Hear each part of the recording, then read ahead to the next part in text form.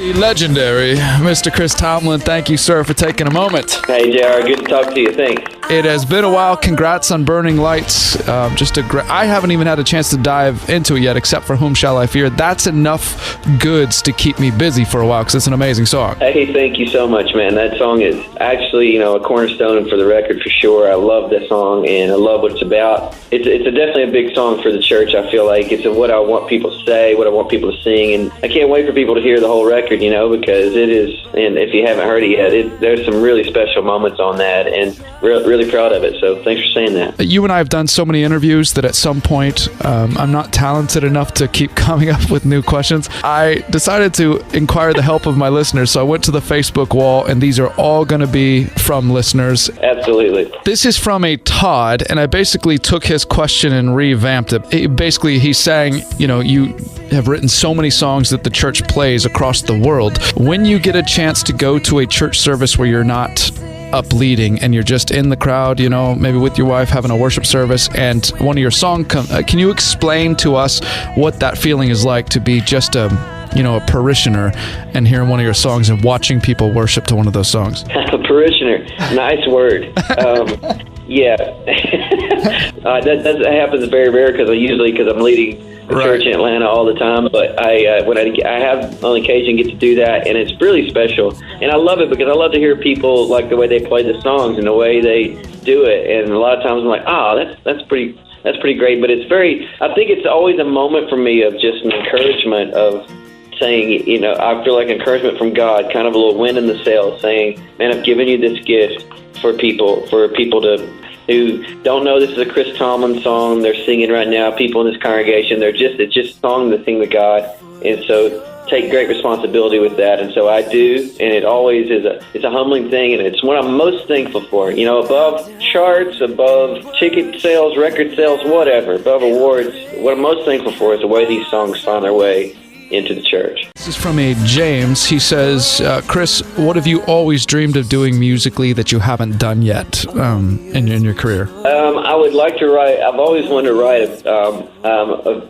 big country song, big country hit song. I grew up on country music. My dad taught me. Alabama was my favorite band. I learned on Willie Nelson and Johnny Cash, like those. That's what my dad loved, and so I've always kind of messed around just writing little funny songs, country songs, and that would be fun one day to have it here. To hear something like I wrote. It's not gonna.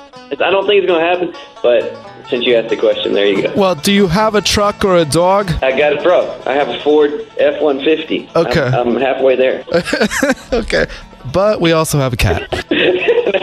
I got the truck. I'm from Texas. That counts. Yeah. All right. You're totally qualified. I know it was either baseball or country music for you growing up, but I'd love to hear it make it onto a Tomlin album one day. That'd be great. Let's roll into Whom Shall I Fear. Back to your wheelhouse right now.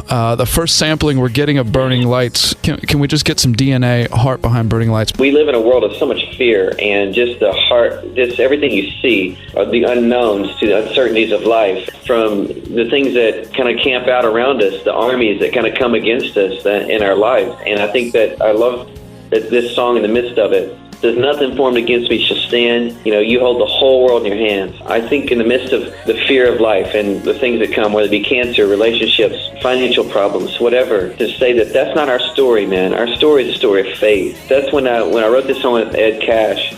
That's what it was about for us, man. We wanted to write a song that this comes from a real place. It just wants people to know that, this is what I want people to sing. This is what I hope my music is about, to put this in people's hearts, to sing that, man, I know that the one who reigns forever, he's a friend of mine. And what a powerful, powerful thing to say in the midst of this world. And it's the truth. We worship a sovereign God who fights our battles. He does walk alongside, and how powerful that is. This is from a Gigi. She says, out of all the amazing worship songs that we all sing in church from you here on the radio, which one is your personal favorite that you're the most proud of in all these years? Man, I would probably say there's definitely songs that are maybe better written, but How Great Is Our God is really special because the way, the reach that it's had, the reach that it's had across the world, and the way that it has gone into people's lives, and and goes across cultures, it goes across language barriers. People sing, the song has been translated into so many languages, and just think that song has really gone past me. And what I mean by that is that it's not, I don't think there's people singing this in Tokyo that are really thinking about me when they're singing, oh, this is a Chris Tomlin song. They're thinking, man, this is a song I sing at church. They're not, when they're singing this in Uganda, they're not singing this is a Chris Tomlin song. This is a song we sing at our church, and I love that because I think that's really special when that happens, and I'm really proud of that. To think that little simple chorus would find its way to people's hearts like that is really God's favor, and I'm really just grateful to be part of it. So thanks for asking. That's great. Actually, they're thinking, oh, I love casting crowns. Boy, that How Great Is Our God is something else. That Mark Hall knows what he's doing. Man, Michael W. Smith, me. He knocked it out of the park. Angelica says, would people say if you asked and they didn't know you were listening, would people say you're easy to work with, or is there any divaness that you get told about? That's an awesome question. I've never been asked that, and so obviously that can only be answered by other people, but I do know, I don't think there's any divaness. I do know that I'm very focused, right. And so, there's not a lot of kidding around, like when we're making a record or like we're working on something, they're joking around, and I don't mean it by, I'm not trying to be I just don't think about anything but, I'm laser kind of focused, and I've always been kind of accused of that. Sometimes I'm, even before we go up to play a concert or at church, lead worship, I've had people go, man, Chris, you're so rude. I came and said hi to you, and you just kind of would look past me, or just kind of, and I was like, I don't even remember. You must have been talking to me right before or something, because I get so in the zone where I'm just thinking about that and don't even know.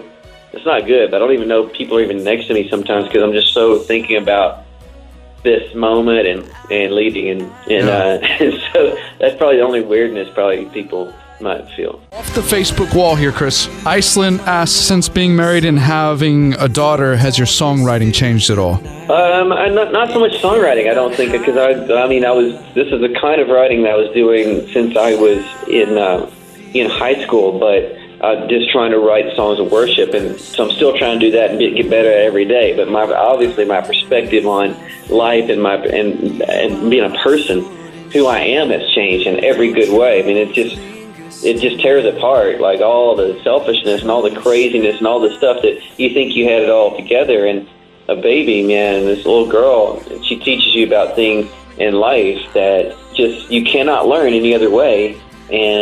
But by having a child, and it gives you a love that you never knew was there, and also shows you stuff about yourself that's not so pretty that you never knew was there either. The real question is, have you ever scribbled an idea for a song using a crayon now? Not yet. Not yet. I'm sure that's going to happen. With all the demands of being a top artist, in your format, how does Chris Tomlin relax? Man, I love being active. Relaxing for me is if I sit around too long, I kind of go crazy. I love just being outside and playing tennis, or if I get to go to the golf course, which doesn't happen much, but just maybe playing 9 holes of golf, or running, or being active, being outside doing something on a bike or something. That's for me just amazing time, and I try to do that as much as I can. All right, we are out of time, Chris. I love being able to toss you hard questions and you don't shy away. Some do. But you hang in there and swing with your head down. That's right. It may be a lot of strikes, but hey, I swing. Yeah, awesome. Congrats on the new CD and the baby as well, since I haven't talked to you since then. But it is always a pleasure. And thanks, Jayar. You're the man. We'll talk soon. I hope it's not. I hope I don't have 5 kids. Right. I appreciate it, Chris. All right, man. The Q. It's afternoons with Jayar. 99.7.